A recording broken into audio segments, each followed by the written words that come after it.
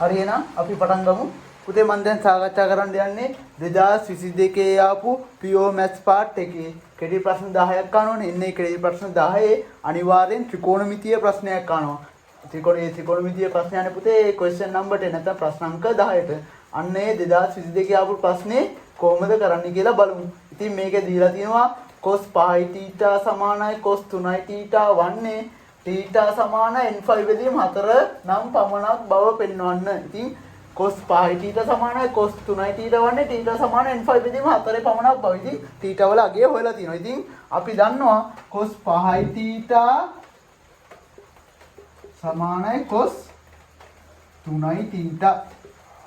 අපි දන්නවා සාධාරණ විසඳුම cos θ සමානයි දෙපැත්තම cos θ සමානයි cos α. දෙපැත්තම cos තියෙනවා නම් මොකද θ සමානයි 2n5 ධන ඍණ α. ඉතින් මේ θ කියන්නේත් කෝණයක් α කියන්නේත් කෝණයක්. පහයි θ කියන්නේත් කෝණයක් 3i θ කියන්නේත් කෝණයක්. ඉතින් පහයි θ කියන එක නිකන් θ වගේ.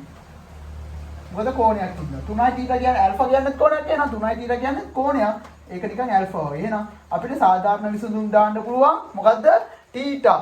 මෙතන θ කියන්නේ පුතේ පහයි θ සමානයි 2n5 ධන ඍණ α කියන පුතේ මෙතන 3i θ.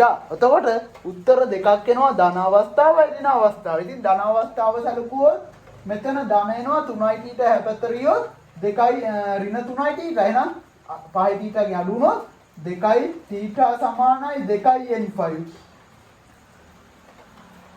එතකොට θ එනවා n5 ධන අවස්ථාවෙන් n5 එනවා nit z කියන්නේ නිකලමීය සංඛ්‍යාව. ඊට පස්සේ ඍණ අවස්ථාව සලකමු. එතකොට එනවා මෙතන ඍණ 3i θ නේ ඍණනේ. එන හැපැත්තෙන් ධන වෙනවා 8i θ. 8i θ සමානයි 2n5. එතකොට මෙතන එනවා θ සමානයි n5 බෙදීම 4යි. අන්න වැඩි.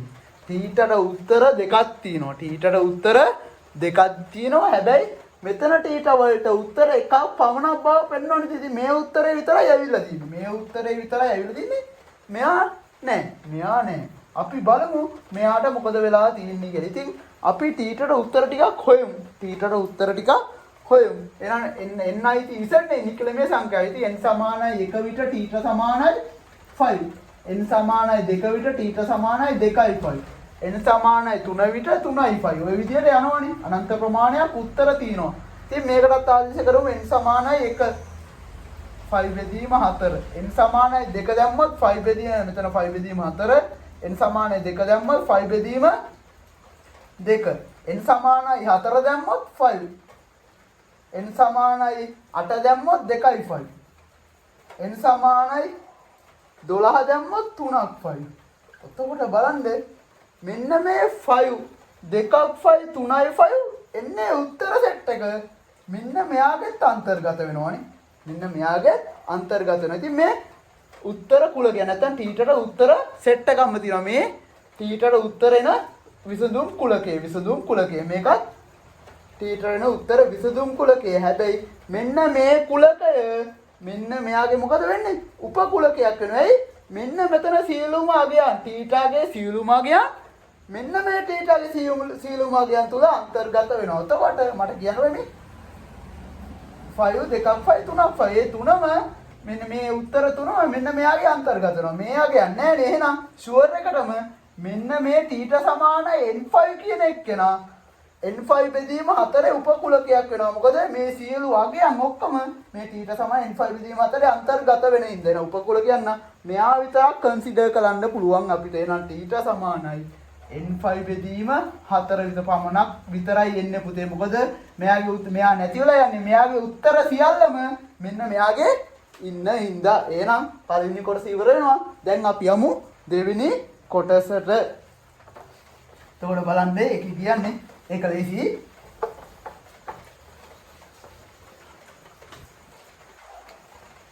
sin 5i θ ඍණ sin 3i θ බෙදීම cos 5θ ඍණ cos 3θ සමානයි ඍණ cot 4θ බව පෙන්වනවා. ඉතින් මම LHS කන්සිඩර් කරා නැත්තම් වම් පැත්ත කන්සිඩර් කරනවා sin c ඍණ sin d sin c ඍණ sin d සූත්‍රය දාන්නේ මොකද්ද?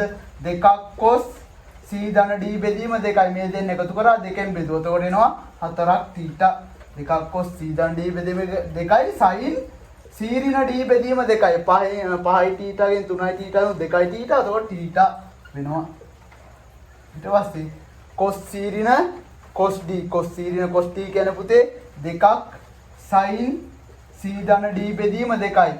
5යි 3යි 8යි බෙදීම 2 4යි θ sin d ඍණ c එතකොට d ඍණ c 3ක් θ ගෙන් 5ක් θ අඩුනොත් ඍණ 2යි θ දෙකෙන් බෙදුවොත් ඍණ θ sin ඍණ θ එකක් එන්නේ. එතකොට පුතේ බලන්න මෙයාට මෙයා කැපිලා යනවා. sin ඍණ θ කියන පුතේ ඍණ sin θ cos 4ක් θ බෙදීම sin 4ක් θ කියන පුතේ cot 4යි θ පුතේ මෙතනින් sin θ එහෙමම තියෙනවා. ඍණ sin θ කිය sin ඍණ θ කියන පුතේ ඍණ sin θ. එතකොට මෙයාට මෙයා කැපිලා යනවා. උත්තරේ එනවා ඍණ cot 4යි θ අපිට ඕන උත්තරේ ඇවිල්ලා. එහෙනම් පුතේ අපි ඊගාවට යන් 2021 ප්‍රශ්නෙට